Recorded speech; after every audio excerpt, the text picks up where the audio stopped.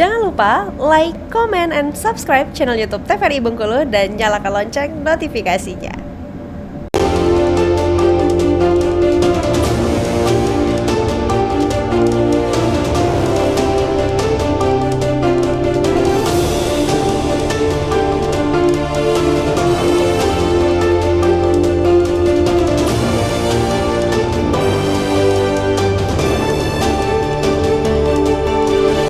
Pemirsa, kembali lagi tentunya di Berendo Ruang Konsultasi masih bersama Bang Surya dan juga Mbak Putri, tentunya masih membahas terkait memaafkan diri sendiri dan juga orang lain.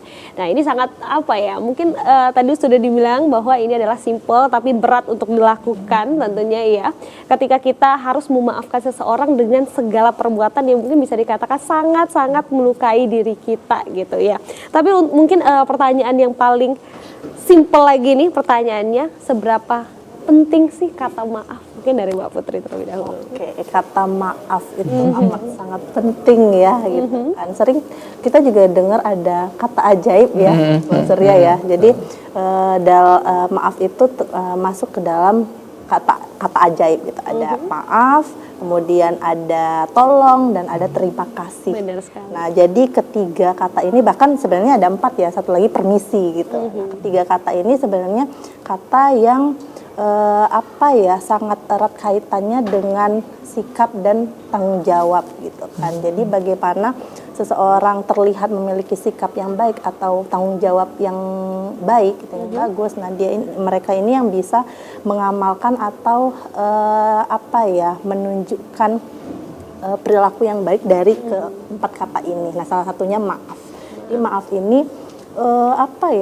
tadi ya, kalau ngomong aja gampang kayak gitu kan, tapi pengaplikasiannya atau sikapnya itu yang sulit kayak gitu. Makanya maaf ini sendiri dibilang tadi kan adalah proses gitu kan, panjang prosesnya kayak gitu. Dan kata maaf ini ada baiknya juga diajarkan kepada anak-anak dari bahkan dari usia toddler gitu kan, atau bahkan dari bayi gitu. Kata maaf ini harus sering dirapalkan seperti itu. Jadi memang harus diajarkan ya kepada anak-anak untuk terbiasa untuk berbicara maaf. Karena biasanya nih kalau sudah berumur gitu ya, merasa gengsi gitu untuk meluapkan suatu kata maaf nih. Nah, kalau untuk maaf sendiri nih, biasanya kan kita sering banget nih melakukan sesuatu yang tidak disengaja dan membuat diri kita tidak bisa memaafkan diri sendiri. Mungkin kalau orang lain kita dampaknya mungkin kayaknya kita nggak mau nih ketemu sama orang lain. Tapi ketika itu berada di diri kita sendiri, kita akan terus menyalahkan diri kita sendiri. Itu sebenarnya seperti apa ya? Mungkin hal yang bisa kita lakukan untuk mengendalikan diri kita untuk akan sesuatu yang mungkin harus kita lakukan itu, yaitu memaafkan diri kita sendiri. Ya, ini banyak sekali terjadi pada beberapa orang ya. Kalau tadi jadi nggak enakan, jadi pikiran, dan ini berdampak kepada fungsi kesehariannya. Ini yang jadi hal buruknya ke depan adalah di sana. Akhirnya fungsi dia sebagai manusianya jadi terhambat nih, jadi sungkan buat ketemu orang lain, ataupun secara kualitas pekerjaan jadi mempengaruhi gitu. Nah, jadi sebenarnya gini, tolak ukur maaf dan segala macam ini tadi kan relatif kan ya, tergantung norma-norma atau keyakinan informasi yang dimiliki seseorang tadi. Nah, ketika dalam tataran informasi yang dia punya, harus sebut saja kepribadiannya, karakternya, menurutnya itu adalah hal yang salah, apa yang paling bisa dilakukan adalah terima rasa salahnya. Nah, banyak orang yang berusaha untuk mengabaikan perasaan tersebut. Aku harusnya nggak boleh lakukan kesalahan, harusnya aku baik-baik aja, harusnya ini nggak terjadi, dan akhirnya itu jadi keinget-inget terus, dan akhirnya tadi menghambat proses fungsinya keseharian. Jadi apa yang bisa dilakukan? Terima perasaan nggak nyamannya. Aku kecewa, aku nggak nyaman sudah melakukan sebuah kesalahan, tapi aku berusaha untuk lakukan yang lebih baik.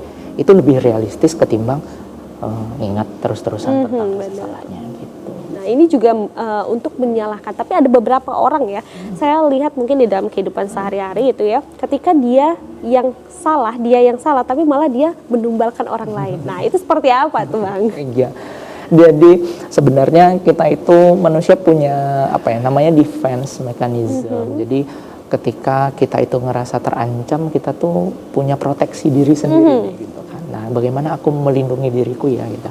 Nah, ketika seseorang merasa terancam dirinya, hal yang paling gampang untuk dilakukan apa? Kalau enggak nyalahin orang lain. Iya, benar. Itu adalah yang paling gampang, dan itu pertama, ini adalah alamiah, naluriah, bawaan manusia. Tetapi setelah itu bagaimana gitu kan? Dan ini akan sering terjadi kok sebenarnya sama manusia gitu. Nah, tadi ketika ini berlarut-larut, tentunya ini akan mempengaruhi fungsi relasinya sebagai pertemanan dan segala macam, dan tentunya membuat dia merasa nggak nyaman juga tentunya. Dan ini akan cenderung menetap ke kemudian hari, dan bisa saja ini terjadi dalam situasi yang lebih kompleks nantinya, dan ini akan mempengaruhi diri dia sendiri tentunya nanti. Benar. Jadi ini memang kembali lagi ke diri kita ya sebenarnya Bang ya. Kita harus bertingkah laku seperti apa, terus kita merespon seseorang itu seperti apa, dan kita juga harus berperilaku seperti apa kepada orang lain. Jadi sesuatu itu kembali lagi ke diri kita. Tapi ini juga kayaknya ya kalau dilihat mungkin ada peran orang tua juga ya Mbak ya. Tentunya yang dimana membuat anak ini mungkin pertama untuk berani mengatakan maaf, berani untuk menyatakan kesalahan, dan berani untuk menerima kritik ya Mbak ya. Jadi mana mereka harus ketika dikritik mereka bukannya marah dan menumbalkan orang lain, tapi mereka untuk berproses menjadi pribadi yang lebih baik lagi. Nah, itu berapa besar peran orang tua dalam mendidik anak. Mungkin juga untuk para orang tua di rumah itu bertanya ya, seperti apa ya agar anak kita tuh nantinya ketika besar, ketika bisa bermasyarakat itu tidak mengganggu orang lain ya Mbak. Oke, peran orang tua ya, betul ya Mbak. Nah, itu sangat amat penting seperti itu ya. Tadi seperti yang sudah dijelaskan di awal ya, itu kan maaf itu suatu kata ajaib yang memang perlu diajarkan dari anak usia toddler ya.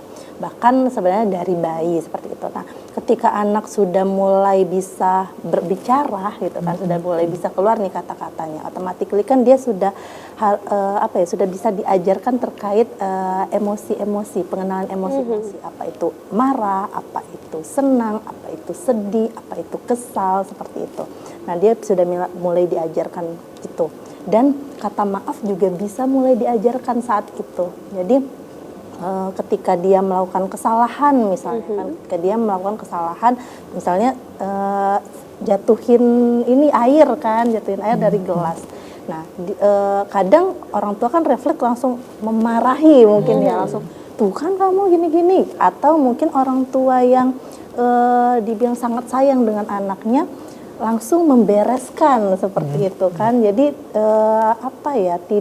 tidak ada intervensi dulu ke anak. Nah, ada baiknya ketika memang anak melakukan sebuah kesalahan, ajarkan anak untuk gampang mengatakan maaf. Nah, mengatakan maaf, kemudian nanti prosesnya gitu kan, maaf itu dijelaskan. Arti maaf itu apa? Nah, maaf itu ketika kamu melakukan kesalahan, maka kamu harus mengatakan maaf gitu kan. Supaya apa? Supaya orang lain yang sudah kamu buat kecewa itu menjadi senang, dan kamu juga menjadi tenang. Nah, jadi setelah prosesnya itu, ketika dia buat salah, dia mengatakan maaf pun, misalnya ketika ada suatu kejadian yang tidak mengenakan hati dia, walaupun orang lain yang salah, itu tidak apa-apa, diajarkan anak itu untuk mengatakan maaf duluan. Maaf duluan. Walaupun dia nggak salah nih, tapi perasaan anak itu nggak enak. Dia ada merasa bahwa kok aku kesel ya sama temenku, misalnya gitu kan. Misalnya temennya ngedorong dia kayak gitu kan, kok aku kesel ya sama temenku gitu kan, rasanya pengen marah. Nah, nggak apa-apa, di saat itu anak ngomong duluan, tadi kamu dorong aku, maaf ya gitu kan. Jadi nggak apa-apa gitu, bukan supaya mengajarkan tidak perlu gengsi untuk bicara maaf walaupun salah atau tidak salah. Kalau misalnya konteksnya benar, konteksnya ada sesuatu hal yang tidak enak atau kesalahan yang terjadi dalam kondisi itu, gak apa-apa mengatakan maaf. Lebih ringan ya untuk mengatakan maaf ke siapapun dari kecil hingga besar. Karena gini Mbak, karena Tapi tahan dulu nih kayaknya ya, karena kenapa ya, apa alasannya, nanti kita akan kembali setelah jeda pada berikut ini. Tetap di Berendo Ruang Konsultasi.